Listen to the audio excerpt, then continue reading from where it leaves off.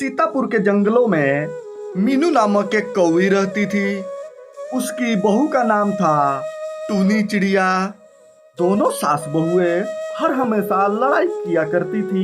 उनमें कभी भी बनाव नहीं हुआ करता था। उनकी लड़ाई से परेशान होकर पिता और बेटा दोनों सर पकड़ के बैठ जाते थे। एक दिन मीनू कौआ का लड़का मिट्ठू तोता दोनों के लिए एक एक साड़ी खरीद के लाता है और एक एक साड़ी दोनों को दे देता है। दोनों अपनी अपनी साड़ी देखती है और मीनू कौआ अपने पति को एक थप्पड़ मारती है और बोलती है, अरे तुम देखते ही रहोगे या कुछ बोलोगे?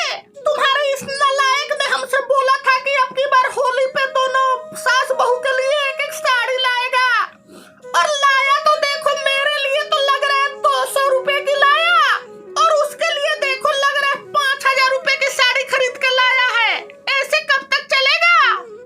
अगर तुम्हें विश्वास नहीं हो रहा तो किसी से भी तुम दिखवा लो। क्या कोई उसे 5000 से कम की साड़ी कहेगा?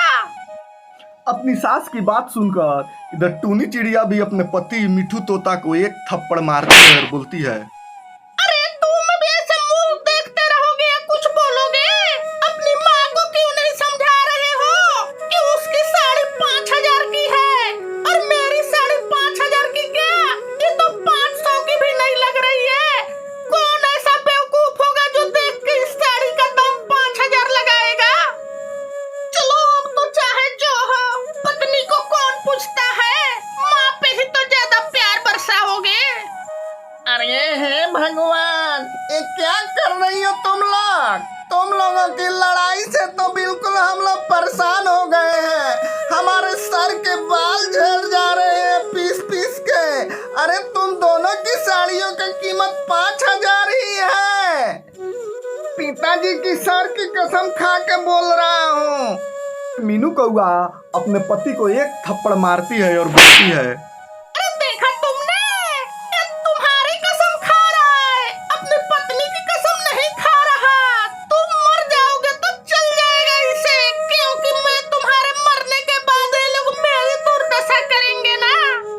अरे भाग्यवान, उसकी कसम से तो मरूंगा या नहीं मरूंगा, पर तुम दोनों की लड़ाई देख देख के जरूर एक दिन मैं मर जाऊंगा।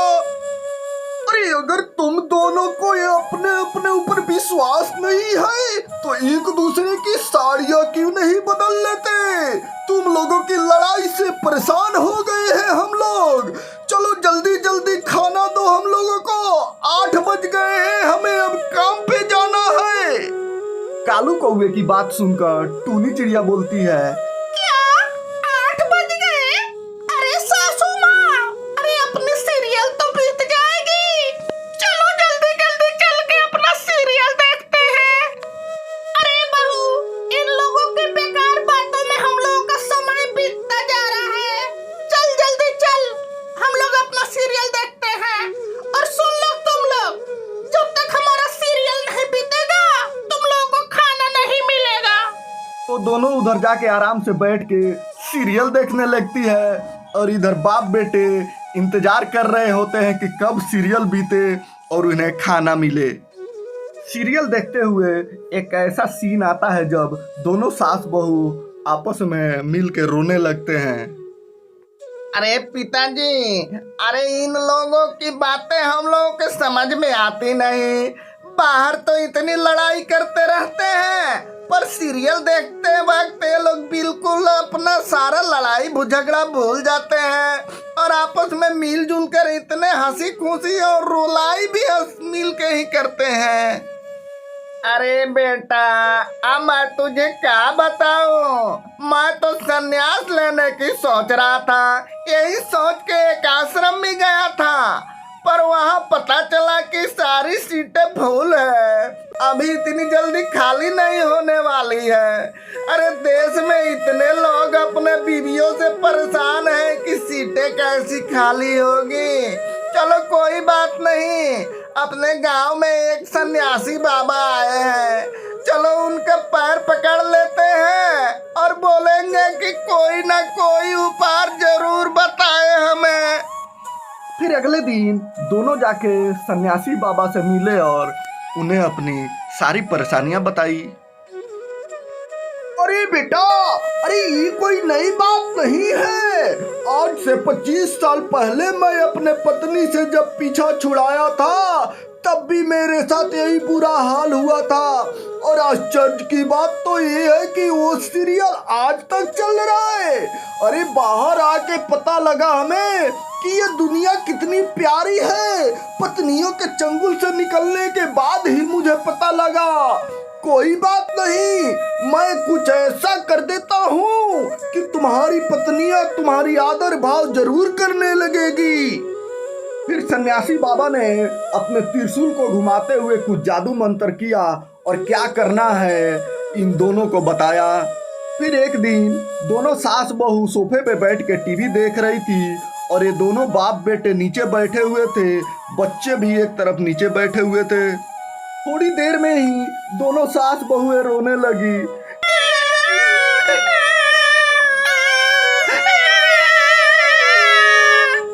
उनके रोते ही अचानक टीवी से बहुत सारा पानी आने लगा और इतना पानी आने लगा कि वो सारे घरे में फैल गया। वो जिस पे बैठे हुए थे वो बिछावन भी पानी के ऊपर तैरने लगा। पानी रुकने का नाम ही नहीं ले रहा था।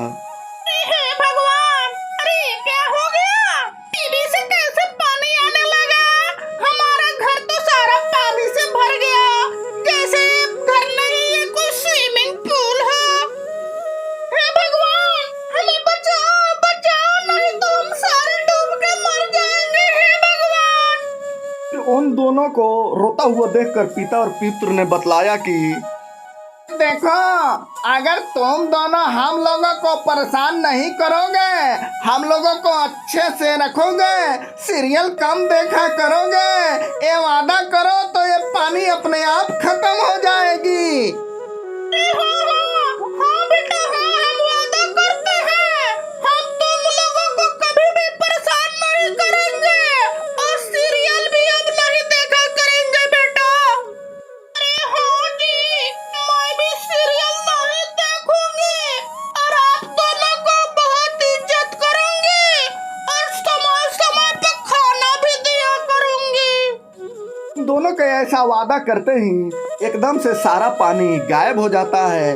फिर पिता और पुत्र दोनों मिलके स्वामी जी को याद करते हैं और उनका धन्यवाद करते हैं।